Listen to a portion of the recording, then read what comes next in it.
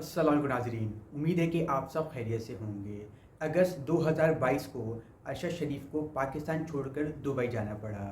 पाकिस्तान छोड़ने की वजह ये थी कि उन पर जो है ना वो मुत्तहिद जो है एफआईआर और केसेस दर्ज थी, जिसमें से बेतहाशा जो एफआईआर और केसेस थे ना वो इन पे बगावत के थे और गद्दारी के थे। और पाकिस्तान की जो ज़मीन है वो उन पे इतनी तंग कर दी गई थी कि उन्हें अपना वतन छोड़कर जो है वो दुबई जाना पड़ा। दुबई में कुछ अरसा उन्होंने क़याम किया, फिर वहाँ पर उनका जो है वो वीज़ा एक्सपायर हो गया, जिसके बायस उन्हें जो है वो कीनिया जाना पड़ा। कीनिया में उन्होंने कुछ अरसा क़याम किया और जो 23 अक्टूबर 2022 को जो है उन्हें कीनिया में शहीद कर दिया गया। शहादत के बाद जो है वो पाकिस्तान में जो सुप्रीम कोर्ट ने है वो इस चीज़ का सो मोटो नोटिस लिया। सो मोटो नोटिस इसलिए लिया क्योंकि जो कीनिया की जो पुलिस है और अथॉरिटीज़ हैं उनका कहना ये था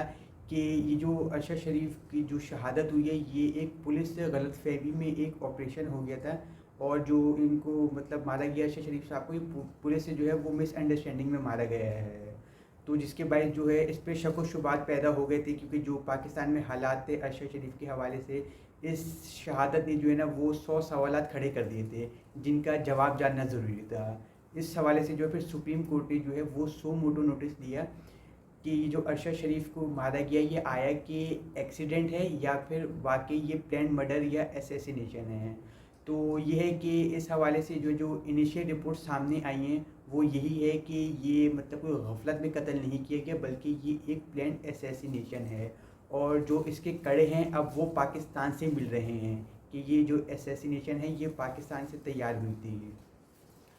तो ये है कि अभी जो इसकी ये के जो केस है इसमें मतलब बहुत सुस्त रफ्तारी से आगे बढ़ रहा है, क्योंकि जो कीनिया की जो अथॉरिटीज़ हैं वो भी पाकिस्तान की जो अथॉरिटीज़ है ना वो उनके साथ जो है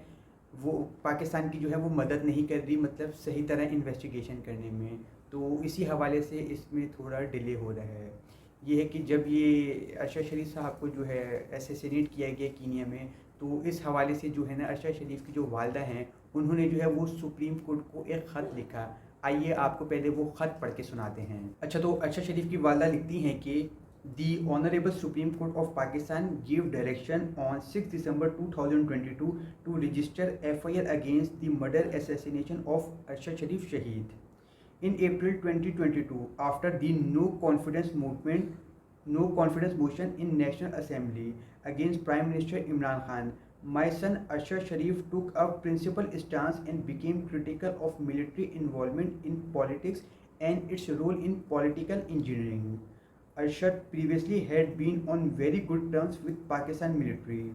since last 15 years, covering almost all operations done by the army against militants by going there physically. But as he began doing investigative stories on military involvement in political engineering, gross interference in civil matters, and numerous forceful disappearances since the last few months, he became very critical of the individuals in the military doing these illegal acts and started pointing them out subsequently in his tweets and programs.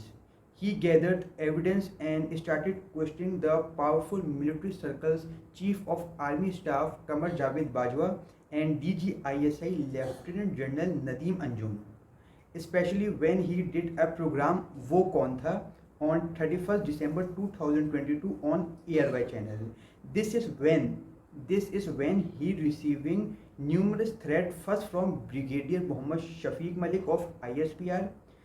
Thereafter, Arshad started mention about him in various tweets as Ganja Shaitan to subsequently point towards him as Brigadier Shafiq is bad, and then later from Brigadier Fahim Raza of ISI, who even called him in ISI sector headquarters Islamabad to convey message of Major General Faisal Nasir DGC ISI. When Arshad did not stop and continued giving his opinion in his programs, Brigadier Fahim Raza started sending threats via Colonel Rizwan and Colonel Noman of ISI. In his last meeting, Colonel Noman of ISI came to meet him at home and told Arshad whatever he is telling coming from the top and whatever Arshad be saying will also be conveyed to the top. He warned him of dire consequences if Arshad does not stop with his narrative and opinion, and that Arshad will be fixed. Arshad did not Arshad did not leave Arshad did not leave his stance and continued doing his investigative programs in usual ways. When threats started getting more grave and various vindictive FIRs with malafide intentions were registered against him at different cities all over Pakistan, which included charges of sedition and treason. Arshad started mentioning about them and the people behind it subsequently in his various programs on AirWire, which are still available. इस ख़त में अरशद शरीफ की वालदा ये कहती हैं कि एक वक्त था, जो 15 साल का अरसा था इस वक्त का, कि जो अरशद शरीफ है वो मतलब आर्मी के जो है ना वो ऑपरेशंस जो है वो कवर किया करता था जो मिलिटेंट्स के ख़िलाफ़ होते थे, और फिज़िकल जाके वहाँ पर उन्हें कवर किया गया था कि कवर करता था। हालांकि उसको उसकी जान का वहाँ पे ख़तरा भी था कि उस ऑपरेशंस में उसके ख़िलाफ़ भी कुछ हो सकता है, उसको भी कोई नुकसान पहुँच सकता है, लेकिन वो फ़ौज से मोहब्बत में जो है अपनी जान की परवाह किए बगैर वहाँ पर जाकर जो है वो मिलिटेंट्स के ख़िलाफ़ जो आर्मी के ऑपरेशंस थे उन्हें कवर करता था। लेकिन जब वोट ऑफ नो कॉन्फिडेंस हुई और जब इमरान खान साहब को जो है वो हुकूमत से निकाल दिया गया, तो फिर इसके बाद जो है अरशद शरीफ जो है वो आर्मी की ना बहुत सख्त ख़िलाफ़ हो गए। वो जो है अपने ट्वीट्स वगैरह और प्रोग्राम वगैरह और यूट्यूब चैनल पे भी ना इस हवाले से बातें करने लग गए कि फ़ौज की जो है ना मतलब वो इन्वॉल्वमेंट नहीं होनी चाहिए सियासत में, फ़ौज को अपना गैर आइनी किरदार नहीं करना चाहिए, बल्कि अपना आइनी किरदार जो है फ़ौज को सर अंजाम देना चाहिए। तो ये कि जब ये अरशद शरीफ इस तरह मतलब अपने शोज़ वगैरह और ट्वीट्स करता था कि आर्मी की जो पॉलिटिक्स में इन्वॉल्वमेंट है इसके खिलाफ़, तो अरशद शरीफ को जो है ना वो मतलब थ्रेट्स वगैरह दिए जाने लग गए। जिनका नाम लिया गया है, जिनकी जानिब से थ्रेट्स आते थे, उनका मैं आपको बता चुका हूँ। तो फिर ये है कि जब मतलब अरशद शरीफ को इस तरह के भी थ्रेट देगा कि मतलब बास आ जाओ, नहीं तो तुम्हें मतलब फ़िक्स कर दिया जाएगा। उसके बाद भी जो है ना वो अरशद शरीफ साहब बास नहीं आए, और फिर अरशद शरीफ के साथ जो है अरशद शरीफ के ख़िलाफ़ जो है वो मतलब FIRs वगैरह सेडिशन और ट्रेज़न की उनके ख़िलाफ़ काटी गई, जिसके बायस जो है वो यहाँ की ज़मीन उन पे तंग की गई और उनको यहाँ से मुल्क छोड़कर जाना पड़ गया। तो ख़त में उनकी जो अरशद शरीफ की वालदा हैं वो ये कहना चाह रही हैं। अच्छा, अब इस ख़त को पढ़ने के बाद एक सवाल सुप्रीम कोर्ट से ये बनता है कि मतलब आप जो है वो भरम हो रहे हैं मतलब पुलिस के ऊपर की, और जो इन्वेस्टिगेशन कर रही है इस सिलसिले में JIT के मतलब अभी तक जो है वो इसका जो है हतमी फ़ैसला नहीं हो पाया कि इसमें कौन लोग शामिल थे, और ये भी मतलब आपकी तरफ से कहा जा रहा है कि जो कीनिया की जो अथॉरिटीज़ हैं ना वो पाकिस्तान की मदद नहीं कर रही। लेकिन ये जो अरशद शरीफ की वालदा ने ख़त लिखा आपको, और जिन बाअसर और ताकतवर शख्सियात का इसमें नाम है, क्या आपने इनको बुलाया और इनसे पूछा कि मतलब आप पे ये इल्ज़ाम तराशी की गई है, आप पे ये इल्ज़ाम लगाए गए, तो आपका इस पे क्या जवाब है? क्या इस ख़त में जिनका नाम है उनके ख़िलाफ़ एक्शन लेने का सोचा गया? क्या इस ख़त के ऊपर कोई हुक्म दिया गया कि आगे की हिकमत अमली, आगे का लाहे अमल क्या होगा? तो इसका जवाब ये है कि नहीं, क्योंकि इस ख़त में इतनी ताकतवर और बाअसर शख्सियात के नाम हैं कि सुप्रीम कोर्ट भी जो है वो मतलब खौफ व हिरास में मुब्तला है कि अगर इनको बुला लिया गया और इनके ख़िलाफ़ जो है वो कार्रवाई कर दी गई, तो फिर हमारा क्या होगा, और हमारी जो अदलिया है वो कितनी बाअसर और मौसर है, और अदलिया का किरदार किस तरह का है ये तो हम सबको ही पता है, जिसकी एक बेहतरीन जो अक्कासी है वो शौकत सिद्दीकी साहब ने की थी अपनी प्रेस कॉन्फ्रेंस में। अच्छा, ये जिन लोगों का इस ख़त में नाम लिया गया है बाअसर शख्सियात का, तो अरशद शरीफ की वालदा ने इन पे इल्ज़ाम इसलिए लगाया है क्योंकि ज़ाहिर सी बात है माँ बेटे की बातें होती थी, तो अरशद शरीफ साहब उनको बताते होंगे अपनी वालदा को कि मुझे मतलब इनकी तरफ से धमकी आई है, इनकी तरफ से ख़त आया है, और इनकी तरफ से मुझे थ्रेट्स आ रहे हैं। और इसके अलावा जो मतलब इसमें लिखा गया कि मतलब अरशद शरीफ के घर में भी उनसे मिलने आए, तो मतलब उनकी वालदा को पता था कि मतलब किन किन लोगों से मतलब बेटे को ख़तरा है, और ये अरशद शरीफ साहब ने भी उनको बताया होगा। लेकिन एक अभी हैरानकुन बात यह है कि अभी कुछ दिन पहले जो है वो अरशद शरीफ की वालदा ने जो है सुप्रीम कोर्ट को जो है दरख्वास्त दी है कि 5 लोगों के ना और नाम शामिल किए जाएं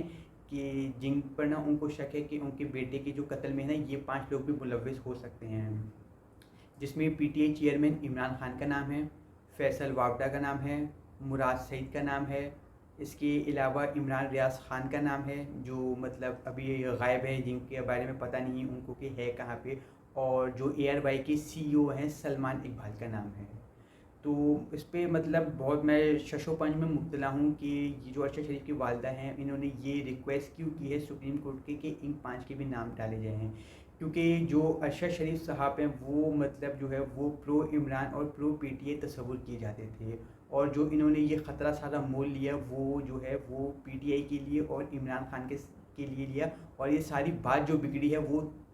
वहाँ से बिगड़ी जब वोट ऑफ नो कॉन्फिडेंस के बाइस इमरान खान को जो है वो हुकूमत से निकाला गया था। तो मतलब इमरान खान के इतने करीब समझे जाने वाले अरशद शरीफ और इमरान जो मतलब अरशद शरीफ की गुड्स बुक में शामिल जो होते थे इमरान खान, मुराद सईद और ये तमाम तर जो लोग हैं, तो इनके ख़िलाफ़ अरशद शरीफ की जो वालदा हैं उन्होंने दरख्वास्त क्यों की है, ये मतलब एक अहम सवाल है जिसका जवाब अभी तक मिल नहीं पाया। क्योंकि ये जो अरशद शरीफ साहब हैं जब कीनिया में थे और अपने शहादत से चंद दिन पहले जो ये व्लॉग्स किया करते थे, तो इसमें भी जो इनके तमाम तर अगर व्लॉग्स देखें ना वो फिर प्रो पीटीआई और प्रो इमरान व्लॉग्स ही होते थे। वो यही सवालात उठाते थे कि ये इमरान खान को जो है वो गलत हुकूमत से निकाला गया और पीटीआई के साथ ये गलत किया जा रहा है। तो क्या वजह है कि जो अरशद शरीफ की वालदा हैं वो उन्होंने जो है वो मतलब इन लोगों का जो है वो नाम भी जेआईटी में शामिल करने का कहा है। हालांकि जो है वो शहादत तक जो है वो अरशद शरीफ साहब जो है वो इमरान खान की जो है साथ थे और उनके हक में जो है प्रोग्राम किया करते थे। अरशद शरीफ साहब का एक मशहूर जो है सवाल था, वो कौन था? वो कहते थे वो कौन था कि जिसने पाकिस्तान में जो है सियासी अदम इस्तेहकाम पैदा किया। वो कौन था कि जिसने जो है वोट ऑफ नो कॉन्फिडेंस कामयाब कराई। अब एक सवाल हम करते हैं कि वो कौन है कि जिसने अरशद शरीफ साहब की वालदा को फ़ोर्स किया, उन पर दबाव डाला कि ये इन 5 लोगों के नाम जो हैं वो जो है वो जीआईटी में शामिल करें कि इनको भी जो है वो शामिल तफ्तीश किया जाए। तो हम सब का ये सवाल है वो कौन है कि जिसने एक माँ पे, एक शहीद की माँ पे जो है वो दबाव डाला। इसका जो है वो पूरी आवाम को जवाब मिलना चाहिए। शुक्रिया।